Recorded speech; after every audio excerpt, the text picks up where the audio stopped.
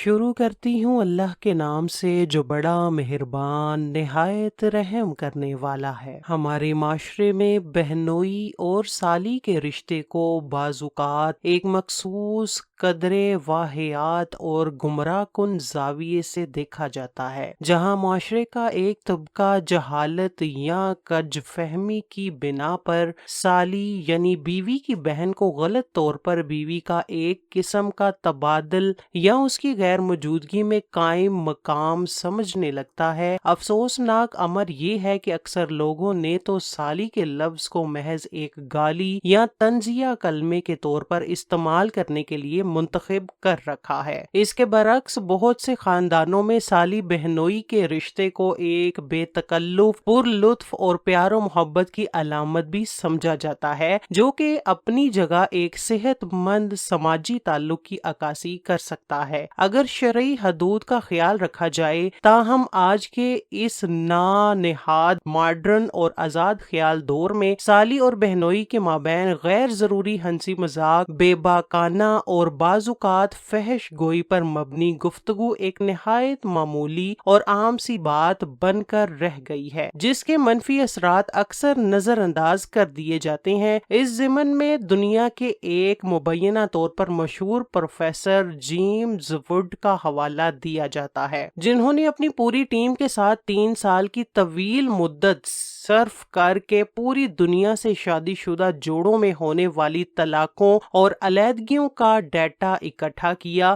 متعین کے مطابق وہ یہ دیکھ کر شدید حیران رہ گئے کہ دنیا بھر میں تقریباً 81% شادی شدہ جوڑوں میں علیحدگی یا طلاق کا بنیادی سبب شوہر کی سالی یعنی بیوی کی بہن بنتی ہے۔ اس تحقیق میں مزید یہ دعویٰ کیا گیا ہے کہ اس 81% میں سے 45% وہ طلاقیں تھیں جن کی تہ میں سالی اور بہنوئی کے مابین قائم ہو جانے والے ناجائز اور غیر شرعی مراسم کار فرما تھے۔ واضح رہے کہ اس تحقیق اور اس کے اعداد و شمار کی تصدیق اور استنادی حیثیت مزید تحقیق طلب ہے۔ آئیے اب اس معاشرے میں گونجنے والے ایک بظاہر خوشنما بلکہ انتہائی گمراہ کن اور دل فریب جملے سالی آدھی گھر والی کے پس منظر اور اس سے جڑی کہانیوں کا جائزہ لیتے ہیں۔ یہ سوال اہم ہے کہ یہ جملہ کہاں سے آیا، اس جملے کے پیچھے کیا نظریات یا روایات چھپی ہوئی ہیں، اور یہ جملہ بولنے والے یا اس پر یقین رکھنے والے اپنی سالی سے در حقیقت کیا توقعات وابستہ کرنا چاہتے ہیں۔ ہمارے معاشرے بالخصوص برصغیر پاک و ہند میں یہ جملہ اب زبان زد عام ہو چکا ہے کہ سالی یعنی بیوی کی بہن تو آدھی گھر والی ہوتی ہے۔ اصل میں اس گمراہ کن مقولے کی جڑیں برصغیر کی قدیم روایات میں پیوست ہیں اور اس کے پیچھے ایک مخصوص عقیدہ یا نظریہ کار فرما ہے جس کا تعلق متعین کے مطابق ہندو دھرم سے بتایا جاتا ہے۔ ہندوؤں کے ایک قدیم تصور کے مطابق، جیسا کہ متن میں دعویٰ کیا گیا ہے، ایک عورت پر ایک سے زیادہ مردوں کا اختیار یا حق ہو سکتا ہے، اور سالی سے متعلق یہ عقیدہ رہا ہے کہ جب کسی عورت کی شادی کسی مرد سے ہو جائے تو اس عورت کی بہن یعنی سالی پر بھی اپنے بہنوئی کے حوالے سے کچھ ذمہ داریاں عائد ہوتی ہیں، جس میں مبینہ طور پر اپنی شادی شدہ بہن کی عدم موجودگی میں اس کے خاوند کے بعض بنیادی حقوق ادا کرنا بھی شامل سمجھا جاتا تھا۔ اسی تصور کے تحت اگر بہن کی غیر موجودگی میں سالی گھر آئے اور بہنوئی کو خوش نہ رکھ پائے یا اس کی توقعات پر پوری نہ اترے تو بہنوئی بسا اوقات یہ سمجھتا ہے کہ اس کا اپنے سسرال جانا ہی بے سود اور فضول ہے۔ پھر وہ گھر آ کر اپنی بیوی کو طرح طرح کے طعنے دیتا ہے اور اس سے یہ شکایت کرتا ہے کہ میرا تمہارے والدین کے گھر جا کر اب دل نہیں لگتا۔ اس صورتحال سے تنگ آ کر بعض اوقات بیوی خود اپنی بہن کو یہ بتانے پر مجبور ہو جاتی ہے کہ اس کے شوہر کو کس طرح خوش رکھنا ہے، اور پھر آہستہ آہستہ یہی سالی بہنوئی کا بظاہر بے تکلف رشتہ شرعی اور اخلاقی حدود کو پامال کرتے ہوئے ایک خطرناک سمت اختیار کر جاتا ہے۔ انہیں مبینہ ذمہ داریوں اور اختیارات کی بنا پر برصغیر پاک و ہند میں سالی کو آدھی گھر والی کہنا شروع کر دیا گیا۔ ایک دوسرا عقیدہ بھی متن کے مطابق ہندو دھرم ہی سے منسوب کیا جاتا ہے، جس میں سالی کو ایک خاص اور منفرد مقام حاصل ہے، جس کی بنا پر اگر ایک مرد کی بیوی خود رضامند ہو تو اس کی بہن سے اس کے خامد کے گہرے اور بے تکلف مراسم قائم کرنے میں بھی کوئی قباحت یا حرج نہیں سمجھا جاتا۔ ہندو دھرم کی بعض قدیم داستانیں اور روایات اس طرح کے واقعات سے بھری پڑی ہیں، حتیٰ کہ کچھ مذہبی کتب میں تو ہندو دیوتاؤں سے منسوب کچھ ایسے واقعات بھی مبینہ طور پر درج ہیں کہ جس میں انہوں نے اپنی سالیوں کے ساتھ گہرے تعلقات قائم کیے۔ کچھ متون کے مطابق سالی کے ساتھ غیر مناسب اور جنسی نوعیت کے تعلقات بھی قائم کیے گئے ہیں، جسے شوہر کا ایک طرح کا حق بتلایا گیا ہے، اور چونکہ ہندو دھرم کی قدیم تاریخ میں اسے بعض طبقوں میں معیوب یا قابل علامت نہیں سمجھا جاتا، اسی بنا پر سالی کو آدھی گھر والی کا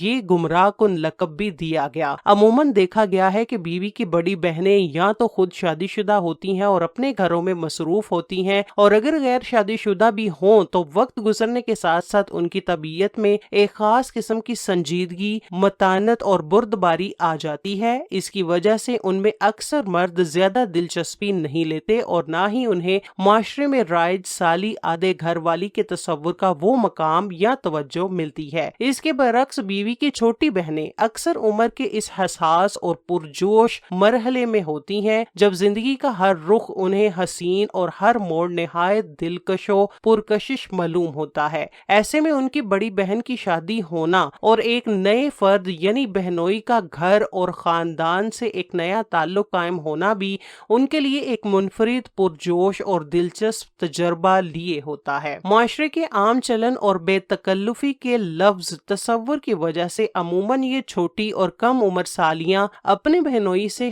ہنسی مذاق اور بے تکلفی پر مبنی گفتگو بھی کرتی ہیں، اور بسا اوقات اپنے بہنوئی کا ضرورت سے زیادہ خیال بھی رکھتی ہیں۔ جب کبھی ان کا بہن کا اپنے میکے آنا جانا ہو تو اکثر یہی سالیاں اپنی بہن اور بہنوئی کو بوریت سے بچانے کے لیے انہیں اپنا مکمل وقت دیتی ہیں اور ان کی ہر طرح سے خاطر مدارت کرتی ہیں۔ اگر مرد کے نفسیاتی رخ سے اس معاملے کا جائزہ لیں تو اکثر مرد جب اپنے عزیزوں، دوستوں یا ہم نشینوں کی محفل میں بیٹھتے ہیں تو اپنی چھوٹی سالیوں کے نام یا تذکرے پر ایک عجیب، معنی خیز اور بعض اوقات پر اسرار سی مسکراہٹ ان کے چہروں پر نمودار ہوتی ہے۔ دوست احباب بھی اکثر عجیب و غریب جملوں، پھبتیوں اور اشاروں کناروں سے اس مسکراہٹ کو مزید گہرا اور معنی خیز کرنے میں معاون مددگار ثابت ہوتے ہیں۔ یہ حقیقت بظاہر عجیب اور ناگوار سہی، لیکن بہرحال یہ ہمارے معاشرے کی ایک تلخ حقیقت کے طور پر موجود ہے۔ اپنے بہنوئی کے اس چھپے ہوئے نفسیاتی رخ سے ان کی سالیاں اکثر و بیشتر بالکل بے خبر اور لا علم ہوتی ہیں، اور انہیں قطعاً یہ معلوم نہیں ہو پاتا کہ ان کے بہنوئی کے ذہن میں ان کے متعلق کیا خیالات یا خواہشات اور کیا منصوبے چھپے ہوئے ہیں۔ اب آئیے اسلام کے پاکیزہ اور واضح رخ سے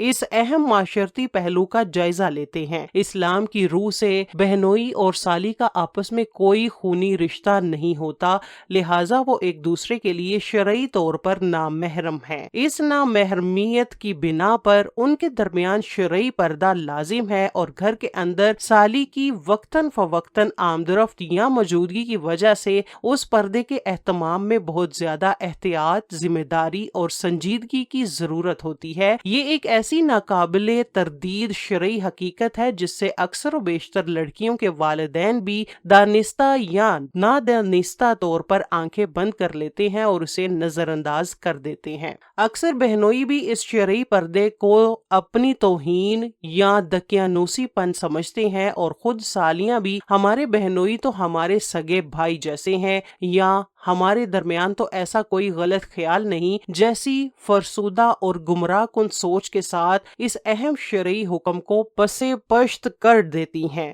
اس غفلت اور بے احتیاطی کے نتیجے میں ان کے آزادانہ میل جول اور بے تکلفی کی وہ خطرناک اور ناقابل واپسی حد بھی آ سکتی ہے جس کا علم شاید بہنوئی اور سالی کے علاوہ کسی اور کو نہ ہو، اور وہ بہنوئی کبھی اپنی بیوی کو بھی اس ممنوعہ اور خفیہ تعلق یا ملن کا نہیں بتائے گا۔ یہ ایک ایسا خاموش اور مہلک معاشرتی زہر ہے جس کی تباہ کاریوں سے یا تو وہ مرد خود واقف ہوتا ہے اگر اس کا ضمیر زندہ ہو، یا پھر اللہ تعالیٰ کی علیم و خبیر ذات ہی اس کے دل کا اصل حال جانتی ہے۔ نہ تو اکثر مردوں میں اتنی ایمانی قوت اور اخلاقی جرت ہوتی ہے کہ وہ اپنی اس سنگین غلطی یا گناہ آلود حرکت کا برملا اعتراف کر سکیں اور اس سے تائب ہو سکیں۔ خدا را اس امتحان میں خود کو اور اپنے خاندان کو نہ ڈالیں۔ بیوی کے والدین سے دست بستہ گزارش ہے کہ اپنی دیگر غیر شادی شدہ یا جوان بیٹیوں کو اپنے داماد سے ایک خاص متعین اور شرعی حد تک ہی ملنے جلنے دیں اور بے جا بے تکلفی اور آزادانہ میل جول کی ہرگز حوصلہ افزائی نہ کریں۔ بیوی کی بہنوں سے بھی التماس ہے کہ وہ خود ہی اپنے بہنوئی سے ایک مناسب فاصلہ رکھیں،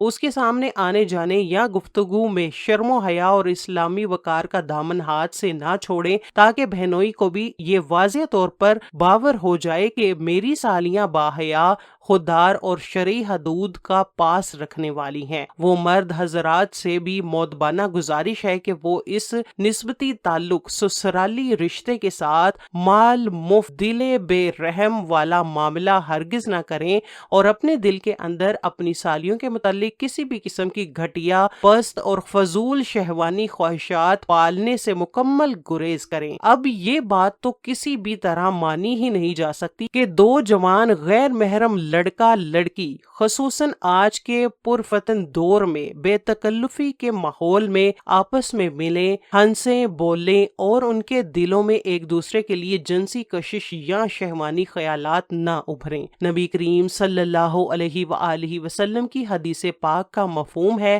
کہ جب کوئی غیر محرم مرد اور عورت تنہائی میں ملتے ہیں تو ان کے درمیان تیسرا شیطان موجود ہوتا ہے جو انہیں گناہ کی طرف بہکاتا اور ورغلاتا ہے۔ بہکاوے اور وسوسہ انگیزی سے مکمل اور ہم انسان کوئی فرشتے تو ہیں نہیں کہ شیطان کے اس طور پر محفوظ رہ سکیں۔ ہمارا ملک اور معاشرہ ایسے لاتعداد المناک واقعات سے بھرا پڑا ہے کہ جس میں محض ہنسی مذاق اور بے تکلفی سے سالی بہنوئی کا یہ رشتہ شروع ہوا، پھر سالی آدھے گھر والی کے گمراہ کن تصور پر متفق ہوا اور بالآخر اس ناجائز تعلق کے نتیجے میں خاندان کے خاندان اجڑ گئے، برباد ہو گئے اور کئی قیمتی جانیں بھی ضائع ہو گئیں۔ اس مسئلے کی سنگینی اور نزاکت کا اندازہ اس بات سے بھی بخوبی لگایا جا سکتا ہے کہ اللہ پاک نے قرآن کریم میں بیک وقت دو بہنوں سے نکاح کو بھی قطعی طور پر حرام قرار دیا ہے۔ ارشاد باری تعالیٰ ہے، اور یہ کہ حرام ہیں تم پر کہ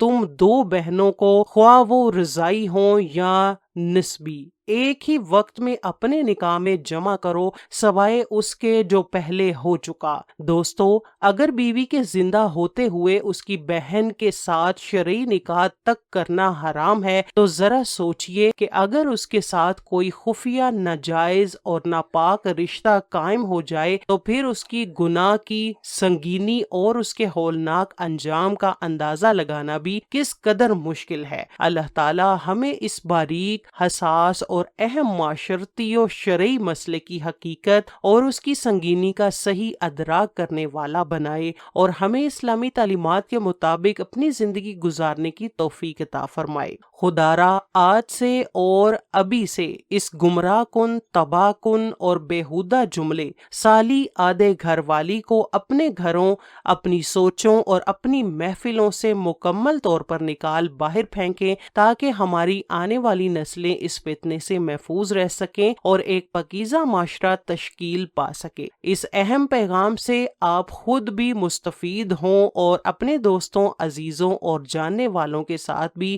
اسے شیئر کرنا مت بھولیے گا تاکہ یہ صدقہ جاریہ بن